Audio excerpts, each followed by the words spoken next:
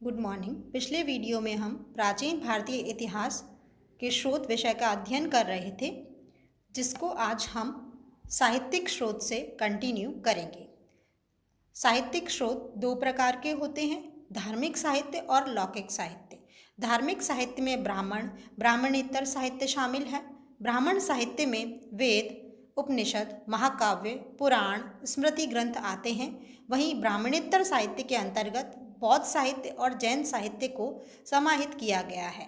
लौकिक साहित्य में ऐतिहासिक ग्रंथ, जीवनियाँ और साहित्यिक रचनाएं शामिल हैं। ब्राह्मण साहित्य के अंतर्गत सर्वप्रथम हम वेदों का अध्ययन करेंगे। वेद 4 हैं, जिन्हें सम्मिलित रूप से संहिता कहते हैं। प्रथम वेद ऋग्वेद, सामवेद, यजुर्वेद और चतुर्थ अथर्ववेद है। इनके यज्ञकर्ता क्रमशः ऋग्वेद के होता, सामवेद के उद्गाता, यजुर्वेद के अध्वर्यु और अथर्ववेद के ब्रह्मा हैं।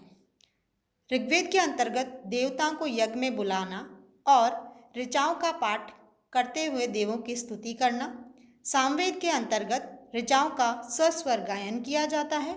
वहीं यजुर्वेद में याज्ञिक कर्मकांड का समुचित अनुष्ठान तथा अथर्ववेद के अंतर्गत यज्ञ का पूरा निरीक्षण करना तथा 3 अन्य पुरोहित के यज्ञ संपादन का निरीक्षण करना सम्मिलित है। ब्रह्मा सर्वोच्च पुरोहित होता है।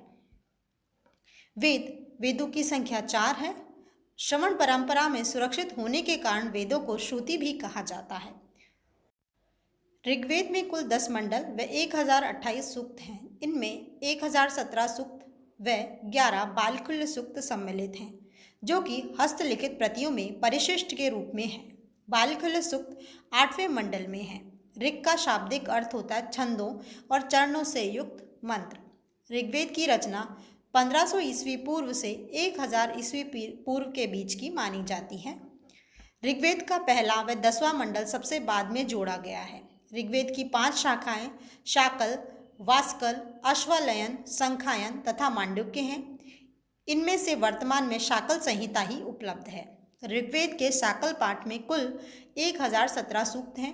ऋग्वेद के सभी मंडलों के अलग अलग ऋषि रचयिता हैं। द्वितीय मंडल के गृहस्मद भार्गव, तृतीय मंडल के विश्वामित्र, चतुर्थ मंडल वामदेव अंगिरस, पंचम मंडल अत्रि, छठा मंडल भारद्वाज भंगीरस तथा 7वां मंडल वशिष्ठ द्वारा रचा गया है। ऋग्वेद के दूसरे से 7वें मंडल को वंश मंडल भी कहा जाता है तथा वंश मंडल ही सबसे ज़्यादा प्रामाणिक है। ये वंश मंडल अग्नि की स्तुति से आरंभ होते हैं। इसके बाद इंद्र तथा विश्वदेव के मंत्र गाए जाते हैं। ऋग्वेद का पहला मंडल अंगिरा ऋषि को व 8वां मंडल कण्व ऋषि को समर्पित है। ऋग्वेद का 9वां मंडल सोम को समर्पित है। ऋग्वेद के दूसरे मंडल में इंद्र की स्तुति, तीसरे मंडल में विष्णु, अग्नि आदि की स्तुति व 7वें मंडल में पूषण की स्तुति की गई है। ऋग्वेद के तीसरे मंडल में प्रसिद्ध देवी सूक्त है। इसमें सवित्र की उपासना गायत्री के रूप में की गई है। यह गायत्री मंत्र है। पृथ्वी सूक्त तथा गायत्री मंत्र ऋग्वेद में हैं। आत्मा के आवागमन व निर्गुण ब्रह्म का सर्वप्रथम उल्लेख ऋग्वेद के नासदीय सूक्त में मिलता है, जबकि उपनिषदों में आत्मा व ब्रह्म की विशद व्याख्या की गई है। ऋग्वेद के चतुर्थ मंडल में तीनों मंत्र की रचयिता 3 राजाओं ने की है। ये 3 राजा त्रासदस्यु, अजमीड और पुरमीड हैं। लोपामुद्रा, घोषा, सची, पल्लौमी व काक्षावृति नामक 5 स्त्रियों ने ऋग्वेद की ऋचाओं की रचना की। ऋग्वेद का पाठ होता नामक पुरोहित करते हैं। ऋग्वेद के 2 ब्राह्मण ऐतरेय कौशिकी और 2 उपनिषद ऐतरेय और कौशिकी हैं। ऋग्वेद में उषा, अदिति, सूर्य आदि देवताओं का भी उल्लेख है। ऋग्वेद के एक मंत्र में रुद्र को त्र्यंबक कहा गया है। ऋग्वेद में ब्रह्मा का उल्लेख नहीं है। लक्ष्मी का उल्लेख सर्वप्रथम ऋग्वेद में ही हुआ है। देवताओं की उपासना मंत्रों द्वारा स्तुति करके या यज्ञ बलि अर्पित करके की जाती थी। स्तुति पाठ पर अधिक जोर दिया जाता था। ऋग्वेदिक लोग अपने देवताओं से संतान, पशु, अन्न व आरोग्य आदि पाने के लिए उनकी उपासना करते थे। ऋग्वेद में इंद्र व अग्नि का स्तंभों वाले महल में निवास करने का वर्णन हुआ है। ऋग्वेद के 10वें मंडल के 95वें सूक्त में पुरूरवा, एल तथा उर्वशी का संवाद है। ऋग्वेद के केशी सूक्त में कुछ जैन तीर्थंकरों के नाम मिलते हैं। ऋग्वेद के मंडूक सूक्त में सोमरस निकालने की प्रक्रिया का वर्णन है तथा ऋग्वैदिक शिक्षा पद्धति की झलक मिलती है। ऋग्वेद में धूत कीड़ा का वर्णन है।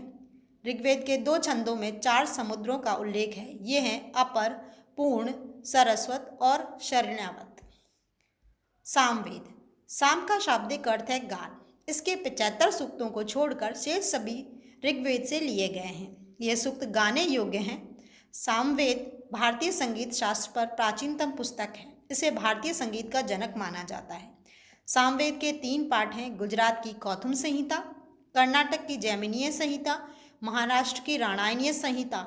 सामवेद का प्रथम दृष्टया वेदव्यास के शिष्य जैमिनी को माना जाता है। सामवेद में मुख्यतः सूर्य की स्तुति के मंत्र हैं। सामवेद के तांड्य ब्राह्मण में सरस्वती नदी के प्रकट व विलुप्त होने का विवरण है।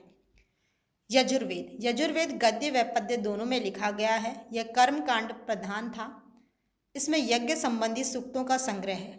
इसके 2 भाग हैं, शुक्ल यजुर्वेद और कृष्ण यजुर्वेद। शुक्ल यजुर्वेद को वात्सनीय संहिता भी कहा जाता है, क्योंकि वात्सनीय के पुत्र याज्ञवल्क्य इनके दृष्टा हैं। यजुर्वेद 5 शाखाओं में विभाजित है, काठक, कपिस्थल, मैत्राणी, तैत्तिरीय और वात्सनीय। वात्सनीय यजुर्वेद 2 शाखाओं में विभाजित है, मध्यान्ह और कर्ण।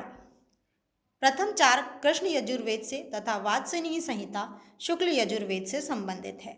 शुक्ल यजुर्वेद का अंतिम अध्याय ईशोपनिषद है। कृष्ण यजुर्वेद गद्य व पद्य दोनों में लिखा गया है, जबकि शुक्ल यजुर्वेद में केवल मंत्र हैं। शुक्ल यजुर्वेद को ही अधिकांश विद्वान असली यजुर्वेद मानते हैं। ऋग्वेद, सामवेद व यजुर्वेद को त्रयी कहा जाता है। यजु का अर्थ होता है यज्ञ। मैत्रेयी संहिता भी यजुर्वेद से संबंधित है। अथर्ववेद, इसकी रचना सबसे बाद में हुई। इसे त्रयी से बाहर रखा गया है। अथर्ववेद में जादू टोना, तंत्र मंत्र संबंधी जानकारी है। इसमें औषध विज्ञान तथा लौकिक जीवन के बारे में जानकारी मिलती है। अथर्ववेद के 2 पाठ उपलब्ध हैं, शौनकीय या शौनक, पेप्लाद या पिप्लाद। इसमें शौनक शाखा अधिक प्रामाणिक है। अथर्ववेद में मगध और अंग जैसे पूर्वी क्षेत्रों का उल्लेख है। अथर्ववेद में परीक्षित को कुरुओं का राजा कहा गया है। अथर्ववेद में आर्य व अनार्य विचारों का समन्वय मिलता है। अथर्ववेद में ब्रह्म ज्ञान के विषय में जानकारी मिलती है। इसका वाचन ब्रह्मा नामक पुरोहित करता था, अतः इसे ब्रह्मवेद भी कहा जाता है। अथर्वा नामक ऋषि इसके प्रथम दृष्टा थे, अतः उन्हीं के नाम पर इसे अथर्ववेद कहा जाता है। इसके दूसरे दृष्टा अंगिरस ऋषि के नाम पर इसे अथर्वांगिरस वेद भी कहा जाता है। Thank you.